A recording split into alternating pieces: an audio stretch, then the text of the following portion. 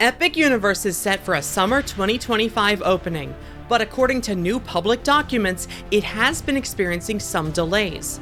Despite that, new additions and major changes to the plans have been approved and are underway. Let's check in on the Epic Universe site, not only to see how it was affected by the recent storm, but also what progress was made since our last update and what new permits can tell us about some of the additions to the park in today's news update. In aerial photographs taken by BioReconstruct just a day after Hurricane Ian left the Orlando area, we can see what the torrential rains have left behind at the Epic Universe site.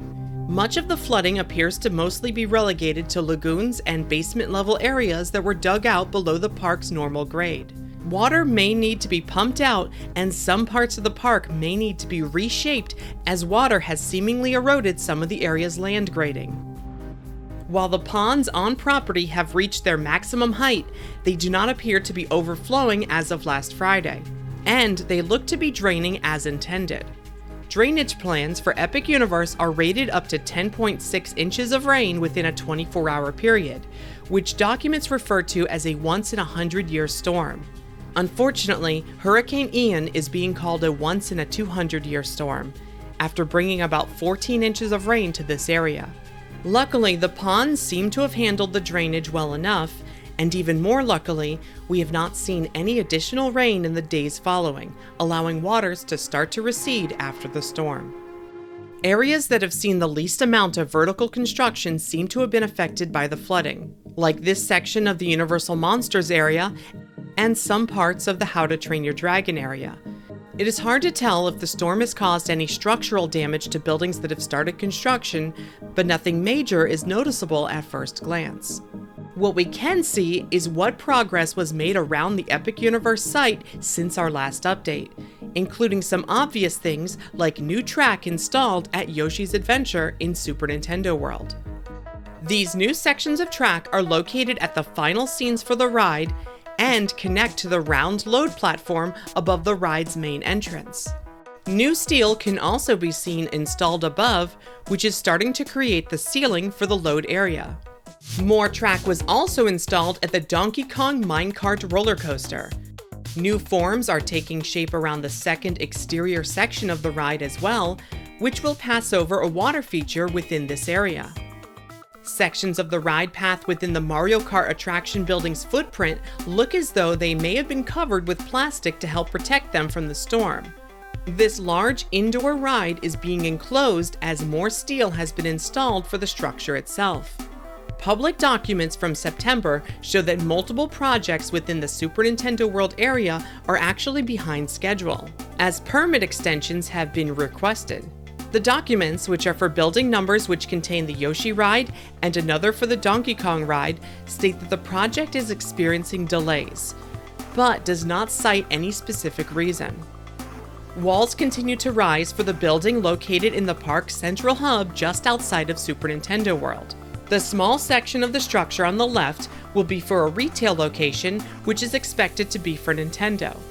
Next to that will be restrooms, and the larger section on the right will be for a quick service restaurant. Walls have started to go up for the restaurant since our last update. The area we believe will be themed to Universal Monsters look to have been affected by flooding in the photos from last Friday. While the main indoor attraction, which is currently set higher than the rest of the area, is not flooded, everything from the land's portal entrance up to the ride was. We have been following developments for a possible roller coaster attraction within this land this year, and thanks to new permits filed with Orange County, we have our best look yet at what we can expect for this ride. The coaster ride was not originally planned for this area, but was added later, replacing a theater attraction. An updated site plan from the county appears to show that very little of this new attraction will be indoors. Permits describe a ride load station at the back of the larger structure. This structure does not appear to be very large though, so perhaps this ride will feature outdoor covered queue instead of an indoor queue. Another structure described in permits is located within the land's central courtyard. We have suspected that this will be the ride's main lift hill or launch. Permits call this structure Scene 2. so it may come immediately after the vehicles leave the load station and start the ride. Rumors have said this new roller coaster may be themed to the Wolfman, as seen in the classic Universal Monsters films. While these details have not yet been confirmed, some have suggested that the launch hill may feature a brief indoor scene where riders see a full moon. Similar to the Incredible Hulk coaster at Islands of Adventure, we ourselves may be experiencing the Wolfman transformation as we're launched out into the main ride area. Rumor also says that this will be a spinning roller coaster for Mack Rides. Originally, it was rumored to be more family-friendly, like Cobra's Curse at Busch Gardens Tampa or Storm Chaser at Paulton's Park. But some rumors say that it may be more intense, like Time Traveler at Silver Dollar City. If this ride is from Mack, it might not be the only last-minute addition to the park from that manufacturer. In an interview earlier this year, Roland Mack of Mack Rides said that not only were they able to resume a large order from Universal after the pause in construction due to the pandemic, but that Universal ordered 2 more ride installations as well. The large order is presumably the massive dual-track roller coaster that will be part of the hub. One of the other 2 extra rides may be the possible spinning coaster for the Monsters Land. But what about the third? Permits describe what could be a flat ride for the very center of the park. This would be located above the park's central lagoon. Currently, it is hard to see construction on this project as the park's 3 water features have been filled in with rain from the storm. But the central one does feature construction that is what we would expect to see for some sort of round flat ride. This flat ride was originally rumored to be a type of carousel. However, new rumors suggest that instead this ride could be a Mack Twist and Splash.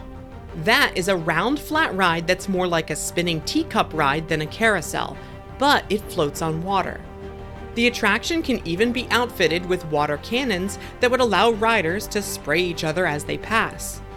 Even though this attraction has not been confirmed for Epic Universe, a comparison of existing Twist and Splash ride footprints to the construction happening within the new park shows an exact match in size. Construction photos for the ride in other parks also seem to look similar to what is being built here. We'll be keeping an eye out to see how this project progresses before we can know for sure. In our last update, we talked about the possibly canceled second attraction for the park's Wizarding World area, and how they may handle the missing ride. New permit information that has been filed since seems to confirm that while the facades for this area are being constructed, the building that was originally set to house a virtual reality attraction will not be. In fact, permits seem to only show the entrance corridor for a ride being built, but not the ride building itself. This small corridor features the same building number as the former VR attraction, but behind it is now only empty space in the site plan. The good news is, this empty space is large enough to construct a ride the size of the massive Ministry of Magic ride being built on the left side of the land. So maybe someday, this land could receive a very large expansion. Permits do still show a theater building between these 2 areas as going up as originally planned. So it's possible the Wizarding World will still open with at least 2 attractions. The upgraded site plans shows no apparent changes to the shops and dining from the original plan from nearly 3 years ago. And speaking of site plans, new public documents published by the Orlando Utilities Commission are giving us some insight into the hotel at the back of the theme park. Known as Project 910 within permits, many believe this hotel might be named Universal's Helios Grand Hotel, due to a trademark that was filed by Universal last year. A street name petition filed by Universal for the road that leads to this new hotel may prove that, as that road is set to be called Helios. The water documents from OUC include a site plan that shows off the location for the hotel itself, with a sunburst design emanating from its front entrance on the north side of the building. The newly named Helios Road, leading in from the Kirkman Road extension, comes into the image on the left, leading to the lobby entrance and ending at the hotel's parking area on the right. The pool area for this new hotel can also be seen on the left side of the image. It shows a poolside bar area below the pool. The site plan also shows the location of the theme park's future parade building. It has long been rumored that Epic Universe would be able to accommodate a parade someday. Now we know that space has been allocated for a future parade building here to the left of the hotel pool and just north of the Universal Monsters Land. This overlay graphic from Tommy Hawkins shows how all of the hotel areas will look within the Epic Universe theme park site. And this version of the overlay shows approximately how tall the hotel will appear. Other details were included in the public documents, like that of the hotel's 500 rooms, 27 will be suites with 2 or more bedrooms, and the remaining 473 will either be single rooms or suites with only 1 bedroom. We also learned how many restaurants will be included in this new hotel, and got confirmation that there will in fact be a rooftop bar, which is listed as having 229 seats. Rumors have said that this lounge may offer views of a possible fireworks show nightly. That's all for this update, but we will be keeping a close eye on the Epic Universe site to see how it recovers from the storm. A big thank you to BioReconstruct for the great aerial photographs, and to Tommy Hawkins for helping us make sense of the areas with overlay graphics. You can follow both of them on Twitter for more. Be sure to subscribe to never miss an Epic Universe update, and consider joining our Patreon if you like what we do. Here's hoping everyone made it out of the storm okay, and my heart goes out to everyone still affected by flooding or power outages across the state. Consider donating to the World Central Kitchen, Second Harvest Food Bank, or the Florida Disaster Fund if you can. See the link in the description for more info. Thanks for watching.